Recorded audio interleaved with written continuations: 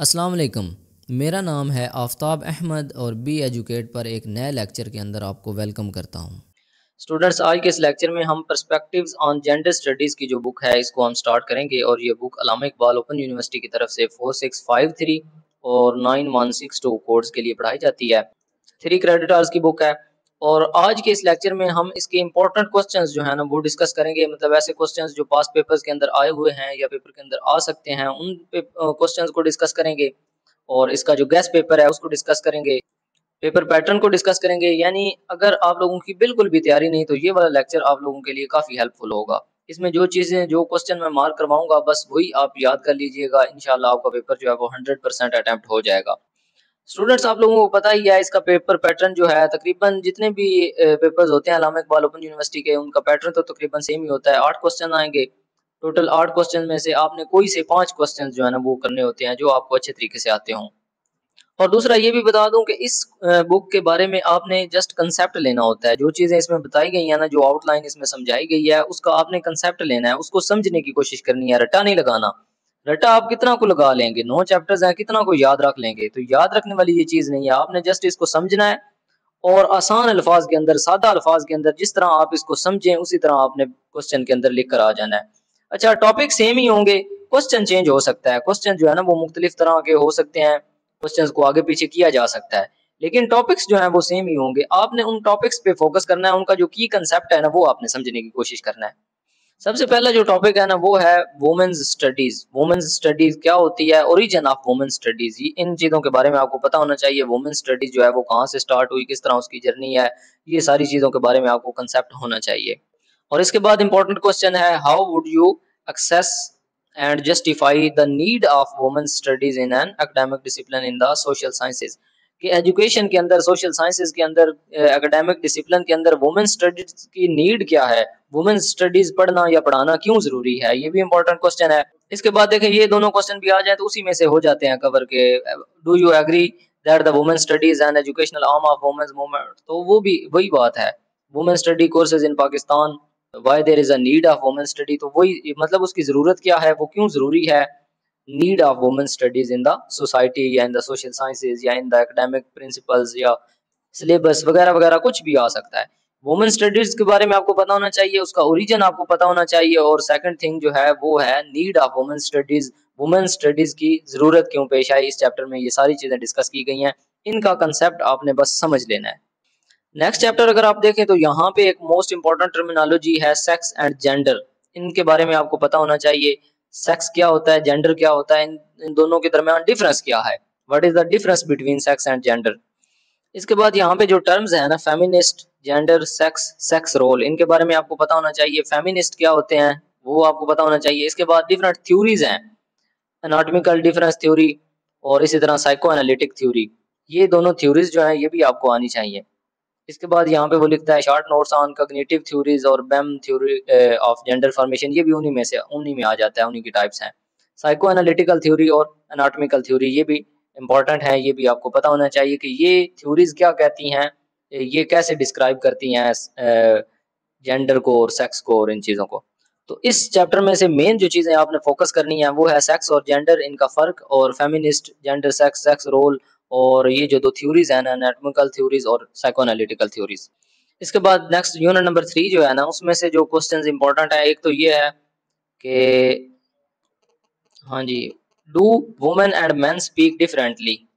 क्या मर्द और औरत जो हैं वो मुख्तलिफ बोलते हैं एक दूसरे से। डू यू एग्री और not, in any case support your answer with arguments, ये इंपॉर्टेंट क्वेश्चन है, आ सकता है पेपर के अंदर। इसके बाद roles of women in Pakistani society is defined, इसको आपने डिस्कस करना है कि पाकिस्तानी सोसाइटी के अंदर वुमेन का रोल क्या है, ये इंपॉर्टेंट क्वेश्चन है। इसके बाद जेंडर टाइप जो है ना वो जॉब को और ऑक्यूपेशन को, शोबे को और जॉब को किस तरह अफेक्ट करती है। जेंडर टाइप चेंज होने से जॉब और ऑक्यूपेशन पर किस तरह असरअंदाज होती है, इसका आपको पता होना चाहिए, नॉलेज होना चाहिए। तो ये चीज़ें जो है ना यहाँ से पढ़ लीजिएगा, इनको थोड़ा सा समझ लीजिएगा। इसके बाद नेक्स्ट चैप्टर देखें तो यहाँ पे history of feminist movement. Feminist क्या होते हैं, फेमिनिस्ट का आपको पता होना चाहिए, और थ्योरीज ऑफ फेमिनिज्म, फेमिनिज्म का आपको पता होना चाहिए, और डिफरेंट थ्योरीज जो है ना जो फेमिनिज्म को एक्सप्लेन करती हैं, उन थ्योरीज का भी आपको पता होना चाहिए। ये इंपॉर्टेंट क्वेश्चन है। और इसके बाद डाइवर्सिटी इन फेमिनिज्म, ये भी बड़ा अहम सवाल है, इसको भी जरूर देखिएगा। फेमिनिस्ट थ्योरीज और डाइवर्सिटी इन फेमिनिज्म, और फेमिनिस्ट और फेमिनिज्म क्या होता है ये भी आपको पता होना चाहिए। इसके बाद अगर टाइम हो तो एंटी फेमिनिस्ट थ्योरीज या थॉट्स, ये भी आपको आने चाहिए, ये भी देख लीजिएगा। लेकिन अगर टाइम ना हो तो कम से कम फेमिनिस्ट और फेमिनिज्म का कंसेप्ट लें, और डाइवर्सिटी इन फेमिनिज्म और थ्योरीज एक्सप्लेन फेमिनिज्म या फेमिनिस्ट थ्योरीज, एक ही बात है, वो कर लीजिएगा। ये क्वेश्चन जो है ना ये पहले आपने करने हैं, और अगर टाइम बचे तो एंटी फेमिनिस्ट वाला भी देख लीजिएगा। इसके बाद नेक्स्ट चैप्टर अगर आप देखें तो यहाँ पे नॉलेज जो है ना, नॉलेज क्या होता है, how would you explain knowledge, positivistic view of knowledge, ये बड़ा इंपॉर्टेंट क्वेश्चन है, बहुत अहम सवाल है, नॉलेज के बारे में आपको पता होना चाहिए। और इसके बाद यहाँ पे एक क्वेश्चन है, how Rubina Saigal discusses the domestic knowledge system and relates them with patriarchy, discuss in details. अच्छा, नॉलेज सिस्टम जो है ना, नॉलेज सिस्टम और पैट्रियार्की, ये भी चीज़ें इसी में आ जाती हैं, तो इसलिए नॉलेज क्या होता है और ये रूबीना साइकिल ने इसको किस तरह डिस्कस किया, ये पढ़ लीजिएगा, इससे आपको काफ़ी सारा कंसेप्ट मिल जाएगा। इसमें से कोई भी क्वेश्चन आ जाता है तो आप इजीली लिख पाएंगे। इसके बाद नेक्स्ट जो यूनिट है, यहाँ से आप जो फेमिनिस्ट मेथडोलॉजी है इसको देख लीजिएगा, अदरवाइज यहाँ से इतना कोई इंपॉर्टेंट क्वेश्चन नहीं बनता। तो मतलब अगर टाइम ना हो तो इसको ही देखिएगा, अगर हो तो बेशक सारे क्वेश्चंस कर लें, मतलब ऐसा नहीं है कि जो मैं करवा रहा हूँ सिर्फ वही करें। बेशक आपके पास टाइम है तो पूरी बुक करें, ऐसा नहीं है, लेकिन ये है कि जिनके पास टाइम बहुत शॉर्ट है या जिनकी तैयारी नहीं है तो ये वाले क्वेश्चन करके 100% पेपर अटेम्प्ट कर सकते हैं। इसके बाद यूनिट नंबर 7 है, यहाँ से देखते हैं कौन कौन से इंपॉर्टेंट क्वेश्चन आ सकते हैं। तो इसमें जो क्लासिक सोशलिज्म है ना, इसके बारे में आपको नॉलेज होना चाहिए, प्रॉब्लम्स ऑफ वुमेन्स ऑपरेशन, और इसके बाद status of women in Buddhism और status of women in Hinduism, ये बड़े इंपॉर्टेंट हैं।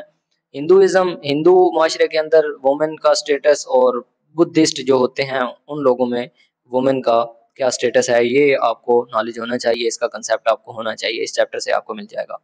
इसके बाद नेक्स्ट जो 8th चैप्टर है उसमें वुमेन स्टेटस इन क्रिश्चियनिटी और women status in Jewish Bible, Hindu sorry जो क्रिश्चियन है, ईसाई माशरा, उसके अंदर वुमेन का स्टेटस, और ज्यूइश जो है यहूदी यहूदी माशरों के अंदर जो वुमेन है उनका स्टेटस, ये भी इंपॉर्टेंट क्वेश्चन है। इन दोनों के बारे में आपको वैसे भी नॉलेज होना चाहिए। इसके बाद लास्ट चैप्टर है यूनिट नंबर 9, और बहुत ही इंपॉर्टेंट चैप्टर है। एक तो इसमें stereotyping of Islam with reference to social aspects of life, stereotyping of Islam, ये इंपॉर्टेंट क्वेश्चन है। अच्छा, इसके बाद यहाँ पे है status of Muslim women in different societies, Muslim women का डिफरेंट सोसाइटीज के अंदर क्या रोल है, क्या स्टेटस है, और कंपेयर ईच, उस हर एक को कंपेयर करें, यानी status of women in Hinduism, Christianity, Jewish, और फिर मुस्लिम वुमेन का क्या किरदार है, मुस्लिम वुमेन का स्टेटस क्या है उन माशरों के अंदर। एक तो जनरल वुमेन है ना, और दूसरा है मुस्लिम वुमेन। और इसके बाद जो मोस्ट इंपॉर्टेंट क्वेश्चन है यहाँ पे, Islamic perspective of social status of women in society, यानी इस्लाम का क्या पर्सपेक्टिव है जो सोसाइटी के अंदर वुमेन का स्टेटस है, उस पर इस्लाम क्या कहता है, इस्लाम के मुताबिक क्या स्टेटस होना चाहिए वुमेन का। ये बड़ा अहम सवाल है, perspective of Islam on the status of women in society. और इसके अलावा women status in different societies, वो मुस्लिम सोसाइटी हो सकती है, हिंदू सोसाइटी हो सकती है, बुद्धिस्ट और ज्यूइश और क्रिश्चियनिटी, ये जो इंपॉर्टेंट है ना, इनको आप कर लीजिएगा, इनका की कंसेप्ट आपको होना चाहिए। और इस्लाम की स्टीरियोटाइपिंग जो है ना different social aspects of life के साथ, ये यहाँ से अहम क्वेश्चंस हैं। तो जितने क्वेश्चंस मैंने आपको मार्क करवा दिए हैं ना, बस ये आप कर लीजिएगा, इसको अच्छे तरीके से समझकर इसका कंसेप्ट बना लीजिएगा, इंशाल्लाह आपका पूरा पेपर 100% अटेम्प्ट हो जाएगा। बस ये है कि रट्टा लगाने की कोशिश नहीं करनी, जो चीजें हों कोशिश करें उनको समझने की, जितना आप समझ लेंगे उतना ही आपका फायदा होगा। और सेल्फ राइटिंग के अंदर आपने लिखना होता है पेपर में। और दूसरी बात आपको बता दूं, पेपर को खाली छोड़कर कभी भी नहीं आना, ये गलती कभी नहीं करनी। 5 क्वेश्चन अगर वो है तो 5 कम से कम आपने लाजमी अटेम्प्ट करने हैं। अगर आपके पास थोड़ा बहुत टाइम बचे तो एक आध एक्स्ट्रा कर लीजिएगा, अगर ना भी हो तो कम से कम 5 क्वेश्चन लाजमी लिख कर आए। अगर आपकी तैयारी नहीं भी है, आपको कुछ भी नहीं आता, फिर भी क्वेश्चन को पढ़ें, गौर से पढ़ें, समझें। जो क्वेश्चन आपके समझ में आ गए, या मतलब जो आपको लगा कि ये मैंने क्वेश्चन पहले देखे हुए हैं, नजर से गुजरे हुए हैं, तो उनके बारे में जो कुछ आपको आता है अपनी राइटिंग के अंदर आप उसको लिख दीजिएगा, खाली नहीं छोड़ना। और कोशिश करनी है, हेडिंग्स देनी है, मार्कर का इस्तेमाल करना है। जितनी प्रेजेंटेशन पेपर की अच्छी होगी उतने आपके मार्क्स अच्छे होंगे। और अगर आपको इस बुक के या किसी और बुक के वीडियो लेक्चर्स चाहिए हों जिसमें कंप्लीट डिटेल के साथ एक एक कंसेप्ट एक्सप्लेन किया गया होगा, तो आप हमसे व्हाट्सएप पर कांटेक्ट कर सकते हैं। व्हाट्सएप नंबर आपको इस वीडियो के एंड पे मिल जाएगा। उम्मीद करता हूँ आपको इस लेक्चर की अच्छे तरीके से समझ आ गई होगी। इस लेक्चर से रिलेटेड अगर आपका कोई भी क्वेश्चन हो तो आप इजीली स्क्रीन पर दिए गए व्हाट्सएप नंबर पर पूछ सकते हैं। हमसे जितना हो सका हम आपको फैसिलिटेट करने की पूरी कोशिश करेंगे। मिलते हैं नेक्स्ट लेक्चर के अंदर। अल्लाह हाफिज़, टेक केयर।